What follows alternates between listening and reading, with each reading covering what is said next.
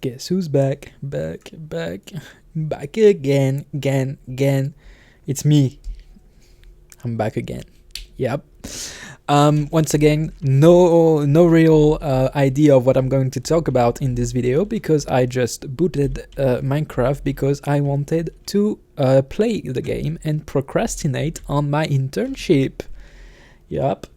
I'm doing an internship and it's not boring per se, but I'm having tech issues. So I'm taking a little break, playing Minecraft and talking to the camera. And what am I gonna talk about today? Well, I don't know.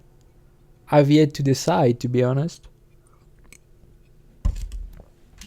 I'm drinking my coffee, chilling, looking at my chicken. They're grown up, by the way. I didn't notice that. Well, time to feed the chicken. I'm really vamping right now because I don't really know what to talk about. Oops, don't. Hello. I know what I'm going to talk about actually now. I just thought about it. Animal sex, never mind. That's a joke, but you can come back. What the fuck?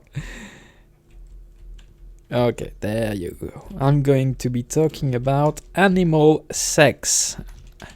Not as in sex between animals, but with animals.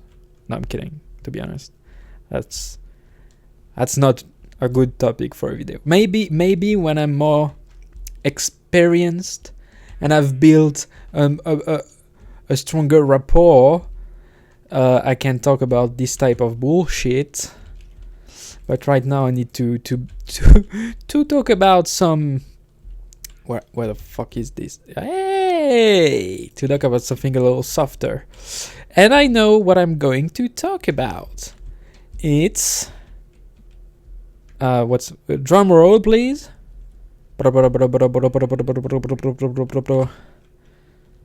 Video game challenges. I love video game challenges. I think, okay, I say that a lot. Like I say a lot of times. I said I've finally understood the true essence of gaming. Last time it was text-based let's play. Now it's video game challenges, not video games, but video game challenges. What do I mean by that? Well, lately I've been watching a lot. Well, lately, I mean for the past few years actually. So it's not necessarily lately. It's like it's become a pretty big part of my life. Watching people do crazy stuff in video games. I've been watching Terraria. I started watching. You stay here. I've started watching video game challenges. With BTD6 actually, watching ISAB, if you're familiar, and this got me really into video game challenges to the point where I started watching. I mean, I had been watching Minecraft video game challenges for a while, forever basically, but that wasn't like I wouldn't have considered it a big part of my media diet back then. It was like once. Like when I happen upon something interesting, I would look at it, but now I literally just seek it out. And I'm not talking about speedruns, though speedruns are a type of this. And I mean, I'm no stranger to watching summoning souls videos. And I mean, it's interesting, and I think summoning souls. Very much like me, has realized that video game challenges are the true essence of gaming, except he decided to focus on speedruns, which and documentary story, which I think is a very, very interesting thing to do. As for me, I'm more of a theoretical person. I like to think about things. Not necessarily on a case-by-case basis, but on a general scale. And I've been reading a lot, well, not a lot actually, but some seminal texts in game studies. Move. Precisely, I've been reading Huizinga, however you say it, and Roger Kyih, which is a French sociologist, was a French sociologist, he's dead, but and he talked about, very much like Huizinga, he developed a theory of science and knowledge based on games, before video games.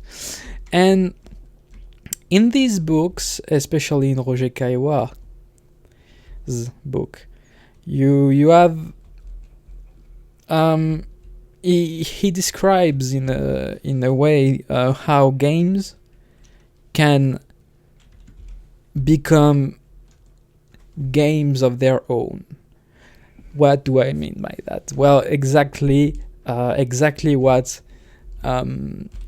video game challenges represent. Basically, video games in general are a strange loop, in a way that you can make games within games infinitely, basically. Like, right? You know what I mean? Like, take Minecraft. It's a game, but you can make a new game from Minecraft by speedrunning, and then you can make a new game from Minecraft speedrunning by making speedrun races, right? And you can go on and on and on and on like that, in such a way that game, the nature of game is an infinite fractal. Everything is a game of some sort. If you start from a game, obviously, but my opinion is that everything can be seen and modeled as a game, following a very radical interpretation of Huizinga and Kyih. That's the kind of conclusion you arrive to. So, say you can then define reality as a system of games within games within games that interact with one another on different levels. And I think a good way to look at it is video game challenges. So, as I was saying, I started being really interested in video game challenges as a topic by watching BTD6 and HiSab. And if you're not familiar, I'm gonna do a quick rundown. HiSab is a YouTuber that plays BTD6, which is a very non-competitive type of game, which is the tower defense game. Which, I mean, you can make it competitive, and BTD6 players have managed to make it very competitive. Well, not very competitive, but made it competitive. And the developers really are into it, and I think it's really cool to see the interaction between the devs and the players, the players pushing the limits of the games, the devs reacting to that and stuff, and so on and so on. So it's really interesting. But the base game is really simple. You try to prevent balloons from going from one end of a track to the other by placing monkeys that shoot at them, darts at them. And obviously that's the very basic game, that's the first game, that's the topmost game.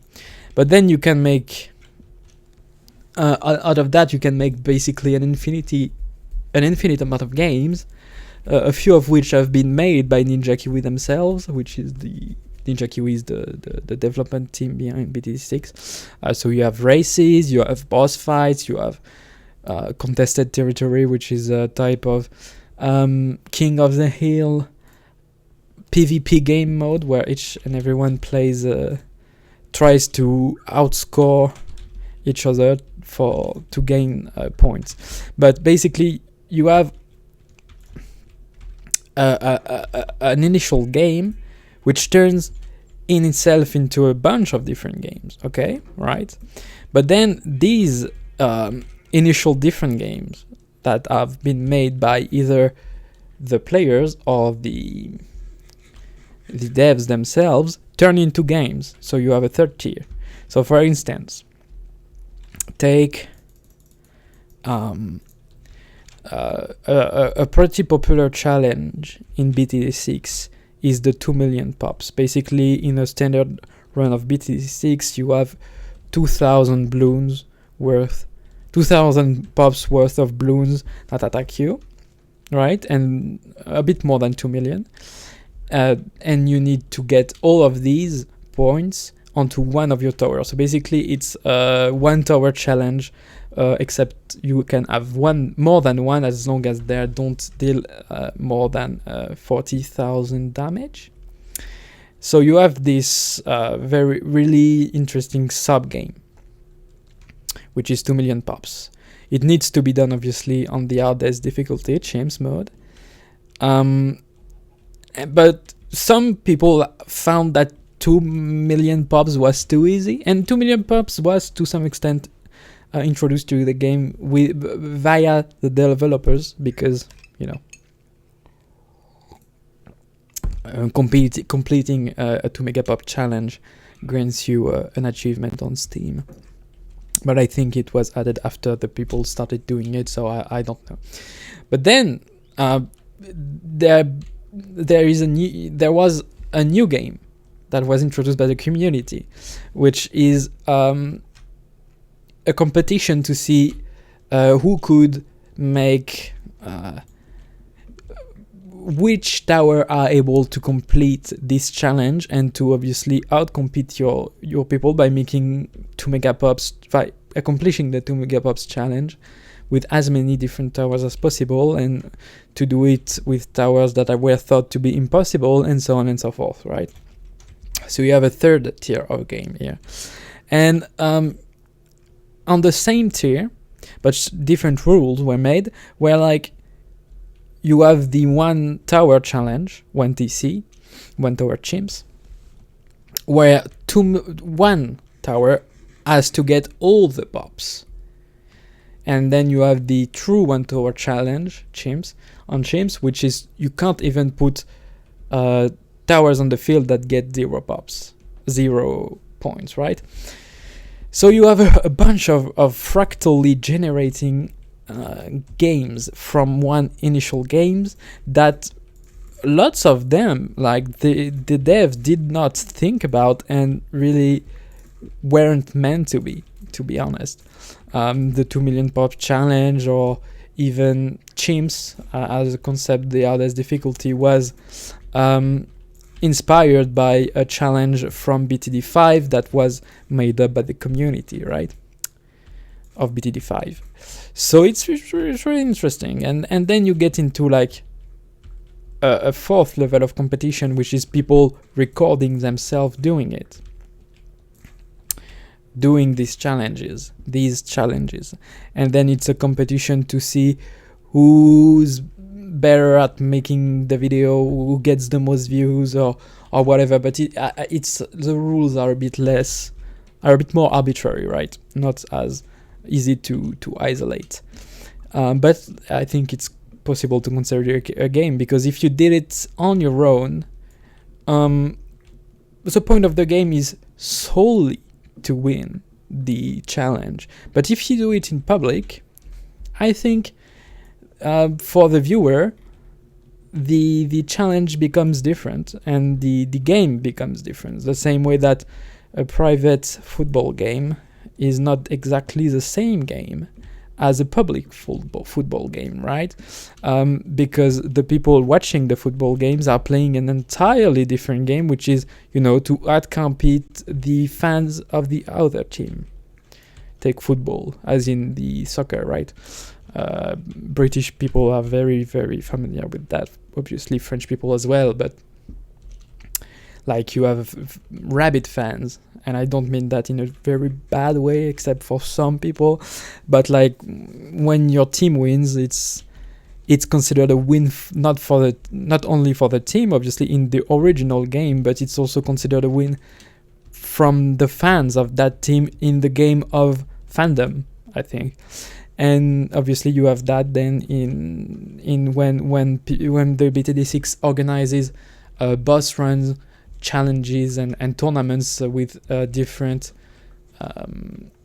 influencers and players of the game, where if you're a fan, for say, of ISAB, you're happy to see him win, and if you're a fan of Mac and Rules, you're gonna play a different game. So you have a fourth tier of game here. And I mean, theoretically, I think you could go infinite. I don't know really if that's I mean, okay, the only time I've seen it go that deep is in practice, I mean, empirically, is with video game challenges and game challenges as a whole, because some people do that kind of thing with chess. Chess problems are a type of, in my opinion, sub game. Not sub game as in it's bad, but like it's a game within the game of chess. And then obviously chess problems, competitions are another tier of game, etc., etc. So it's not only on, and obviously like sports, fans play a different game, and that's also another tier of game in real life, in traditional gaming, not necessarily video gaming. And that's a very interesting concept to me, because hang on, I'm gonna drink coffee right now.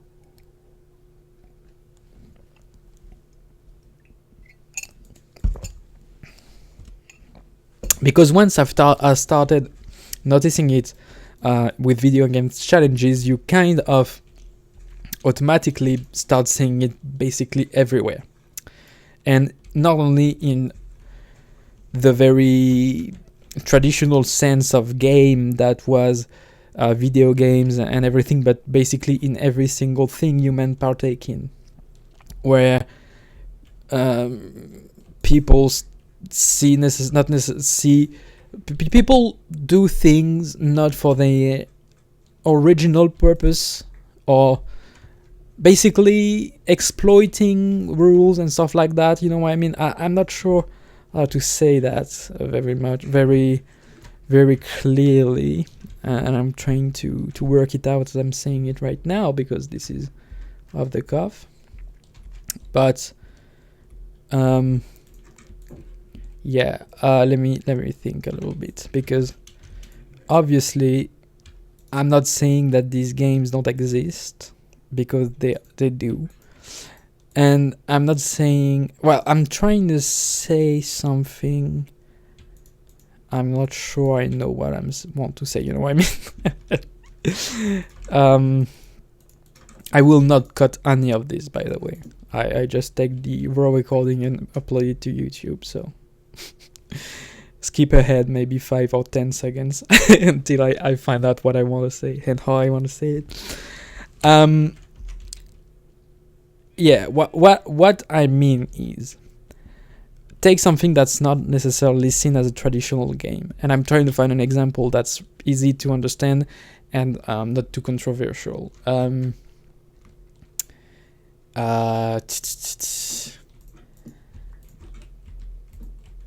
Maybe in the school system, you get assigned grades, and the role, like, if you see these grades as a way, some kind of game, you know what I mean? Like, getting a better grade means you have a better score, means you've gotten better, and if you have certain grades, it means your overall score is better, and at some point you won, right? The idea of grading students is to say, okay, if your grade is above that grade, you can do this, you basically win the game. You have accomplished a win condition, which is get a GPA that high, whatever. Okay, but in nature, that's not necessarily the only effect of such a system, And maybe it was intended, maybe it was not intended. I don't think it really matters, but it's used by students as a way to compete with one another. Like, I have a better grade, therefore I win, even if we both win according to the school system, even if we have a high GPA. If mine is higher than yours, even if it does not grant me any other win condition, I still win, right? And then you have a third tier of game, which is the parents competing with one another through their children, right? So you have a three-tiered game system here that's not necessarily a game at all in the tradition sense of the term, but when you put it in game studies term, I think the issue becomes much more apparent that wherever you gamify something, i.e. the GPA here is a score, therefore you have a game,